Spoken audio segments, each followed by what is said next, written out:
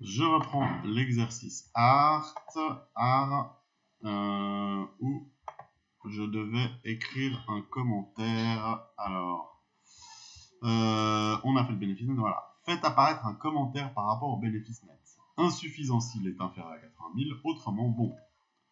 Donc ça veut dire que ça, si il est inférieur à 80 000, insuffisant, autrement bon. Donc j'écris égal. Si ça est inférieur à 80 000, est-ce que je le trouve 80 000, F4, point virgule, je reste toujours sur cette feuille, insuffisant. Je ferme la parenthèse, je ferme les guillemets. Autrement, entre guillemets, bon. Je ferme les guillemets, enter. Donc là, il est insuffisant parce qu'il est inférieur à 80 000. Et par la suite, il sera bon parce qu'il sera supérieur à 80 000. Je passe ici au graphique. Alors, ouais, aussi, on vous demande de mettre en CHF 0.00. Les 5 centimes, on l'a fait. Alors, ça, c'est un truc qu'on peut vous demander souvent. Je rappelle la technique. Moi, c'est une technique, si vous avez mieux, je suis preneur, mais il faut que ça soit aligné. Vous allez ici, vous sélectionnez, vous allez ici, vous mettez CHF français. À ce moment-là, vous avez 0.00, mais CHF derrière. Vous allez ici, dans nombre, et vous mettez CHF allemand. Et là, vous avez le CHF devant. Même chose ici. CHF français. Vous allez ici et vous mettez CHF allemand. Prévision, je fais exactement la même chose.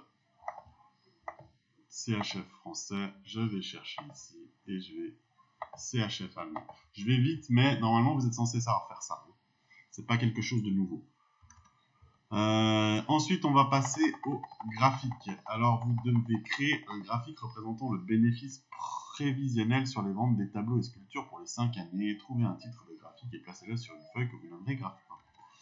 Donc, les bénéfices prévisionnels des tableaux et sculptures, ils sont ici.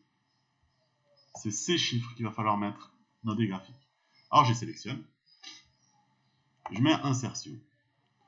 Et insertion, j'ai plusieurs graphiques à choix. Je vais prendre les barres, histogramme, et je sélectionne. J'ai tout de suite un graphique qui s'affiche. Un graphique qui s'affiche comme ça. Alors, on me demande de mettre un titre de graphique. Un titre de graphique, ça sera prévision bénéfice tableau et sculpture. Voilà.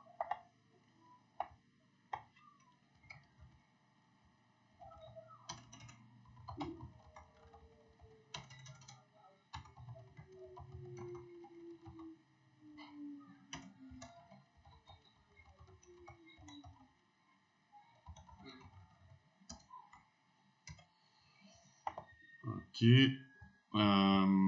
Alors ici, par défaut, il met 1, 2, 3, 4, 5. Nous, on aimerait que ça soit 2019, 20, 21, 22, 23. Alors je vais simplement faire un clic droit, sélectionner des données.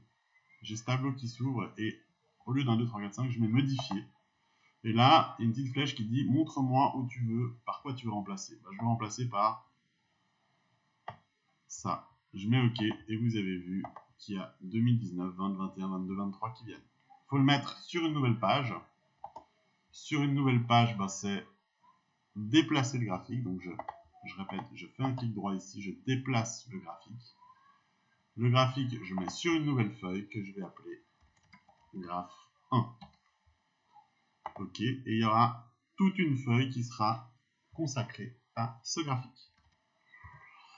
Ensuite, on vous demande de faire un graphe 2 où on vous dit créer un graphique adéquat comparant les bénéfices des ventes des tableaux et les bénéfices des sculptures de l'année en cours, ne faire apparaître que les pourcentages. Trouvez un titre graphique et placez-le sur une feuille que vous nommerez graphe 2. Alors, l'année en cours, c'est 2020. On a simplement à sélectionner ces deux chiffres. On va mettre un pourcentage. Insertion, pourcentage, je pense qu'il faudra mettre un graphique en secteur ou un graphique en camembert, que ça dépend comment vous voulez appeler ça. Je vais le mettre en 3D, plus joli. Et ici, même chose, j'ai 1 et 2. Bah, je vais simplement 1, bah, c'est bénéfice sur tableau, 2, c'est bénéfice sur sculpture. Alors, je fais un clic droit, sélectionner des données. Là, je vais mettre modifier. Et 1 et 2, je mets ça comme ça. J'ai bien bénéfice sur les tableaux, qui est la plus grande partie, 128 000, et bénéfice sur les sculptures, qui est la partie orange. Donc là, c'est bénéfice année en cours. Et je vais la mettre sur graphe 2. Trouver un titre graphique et placer... Ah, pardon, je dois aussi faire apparaître les pourcentages. C'est important, les pourcentages. Alors, pour ce faire, je vais simplement... Voilà, ici, j'ai un plus, un pinceau et un entonnoir. Je vais aller sur le plus. Et dans étiquette de données, je sélectionne la petite flèche. Je vais pas mettre un vu là-dedans. Je vais sur la petite flèche. Et je vais mettre autre option.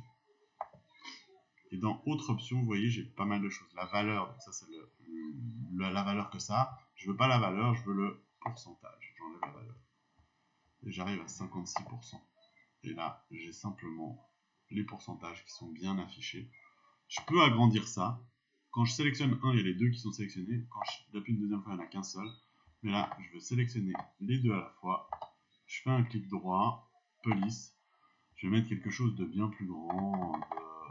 Je sais pas, en taille 16 par exemple. Et pourquoi pas en vert. Pas très joli, mais bon, bref, c'est juste pour vous montrer qu'on peut faire des choses comme ça. Et je vais enfin le mettre, déplacer le graphique sur une nouvelle feuille que je vais appeler graphe 2. Et je mets OK. Voilà, j'ai fini les graphiques.